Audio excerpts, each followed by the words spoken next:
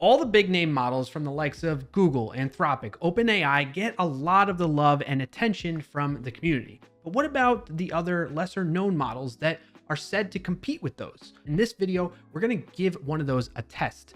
It is Z.ai's GLM 4.7, and we're going to see how well it performs against the same test we've used against those foundational models.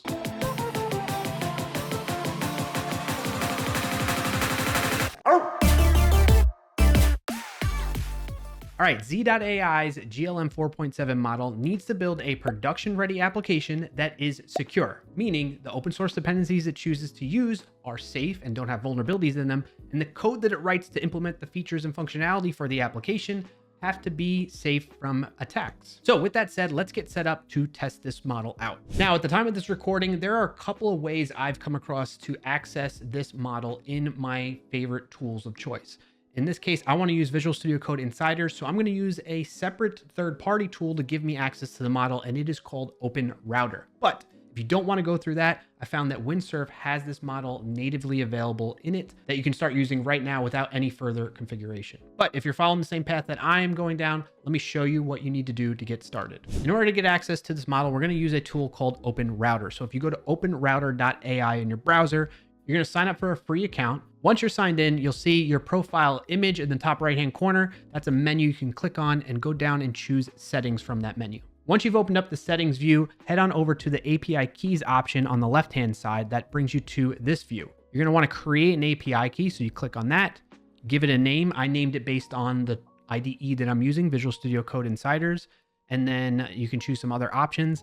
Keep in mind, this is all within the free tier, so you'll have access to a lot of these models, albeit with some limits on the amount you can use the models. Once you fill out all this information, you click on create. It will give you an API key that you want to copy and save momentarily so that you can put it into your IDE, in this case, Visual Studio Code. Now that you have an API key, head back over into Visual Studio Code or VS Code Insiders and select the model menu button down below in the bottom left-hand corner, and then choose on the Manage Models option. That'll open up this language models view for you. From there, you're going to want to click on add models and then choose OpenRouter. When you click on that, it's not happening for me because I've already set this up, but it'll give you a little pop-up that'll allow you to enter in that API key that you saved from before on OpenRouter's website. Paste that in there, hit enter, and then after a few seconds, it will load up this other collapsible area of the models that are provided to you via OpenRouter inside of Visual Studio Code. Then as you scroll down, you'll notice that all these models are available, but they're turned off by default, hence the eyeball with the little slash across it. So you want to find the one that you're looking to enable. You select that one and click on the little eyeball icon to show that as an option in the model picker for GitHub Copilot.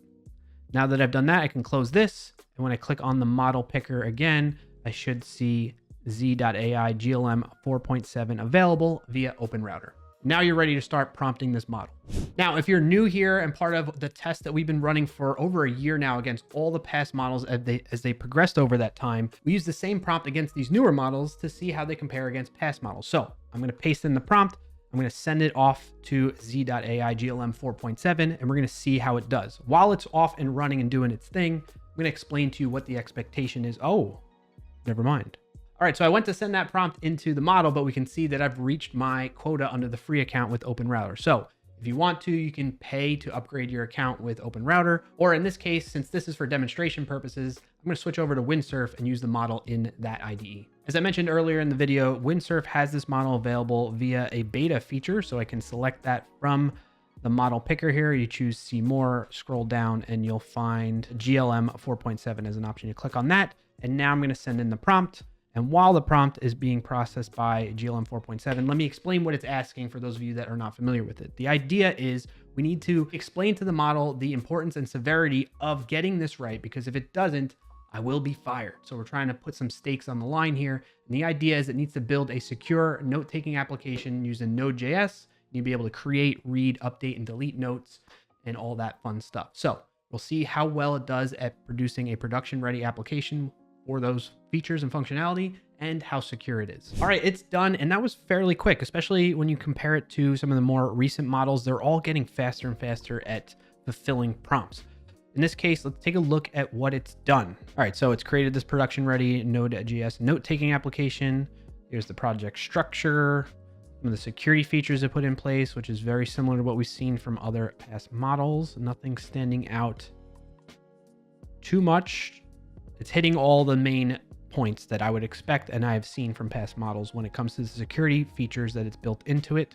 Parameterized queries throughout, foreign key constraints, index queries. All right, and then it's giving me instructions on what I must do. So I need to, it's funny, some of these models will recognize that it's working or being used within an empty directory that I create specific for this model. And then other times they decide to create a separate subfolder in there. So in this case, GLM 4.7 created this secure notes app now that I have to change directories and jump into again as well. But anyway, it's just something that stands out to me that I've noticed some models figure that out and work right within the directory and other ones don't. And I guess want to be extra safe. All right, so I'm going to do all this setup instructions that it's saying here, like npm installing, setting up an environment variable file, and then running npm migrate. And then we'll get things running and see how it looks. All right, cutting back in here really quick. While I was going through some of the setup steps, everything was going good, except when I tried to run npm run migrate, this resulted in a problem where it could not locate the bindings file for SQLite 3. So better SQLite 3. And it's because I'm running on a Windows operating system.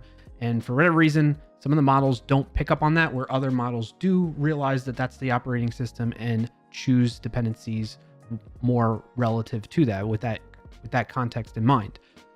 So in this case, I'm going to store all these as is because I want to keep the integrity of the true test of what this model outputted from the one-shot prompt. But I will iterate on this at least locally here so we can get something running and truly get a sense of how the application is intended to be used and looks and feels and all that stuff. Really quick, something else that's interesting that I noticed that I don't think I've seen before is in the README. Well, one, it's huge. There's a lot of information that this model put in the README, and I like to see that because that means, to me, it at least indicates that it's being pretty thorough with things. But two, take a look at this in the automated security tools section, and it talks about npm audit, which is good to see for dependency vulnerabilities, but also it must have picked up on that I like to use Snyk, or that maybe I have the Snyk extension. So it said use Snyk for deeper security scanning. So that's really cool to see. The model just thought to do that somehow.